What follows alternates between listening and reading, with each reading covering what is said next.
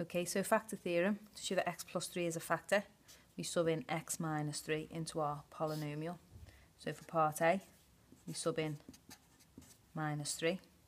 So we get minus 3 all cubed, minus 13 times minus 3 minus 12. So we've got minus 27 plus 39 minus 12.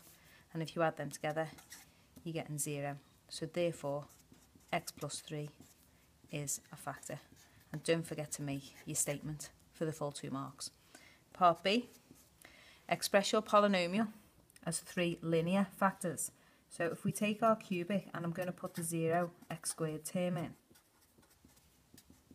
Now that's going to be equal to our linear factor times a quadratic factor. Okay.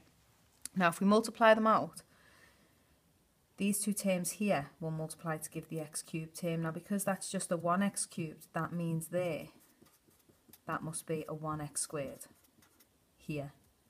I'll leave the bx for now. And these two values, the 3 and the c, will multiply to give minus 12. So therefore that c must be a minus 4. Now we need to work out what this b is here. So we can use either the x squared term or the x term. If I use the x squared term, then on the left hand side, the x squared term is 0. On the right hand side, to get an x squared, they will multiply to give x squared. And those two terms there will multiply to give me an x squared. So that means that to get a 0, the 3 and the b must add together to give me the 0. So therefore the b must be minus 3. So now I can just put the minus 3 in there. And my quadratic factor is x squared minus 3x minus 4. So we've got a linear factor and a quadratic factor. The question has asked for 3 linear factors. So that's a little hint to say that we can factorise that one down. So numbers that multiply to give minus 4 and add to give minus 3.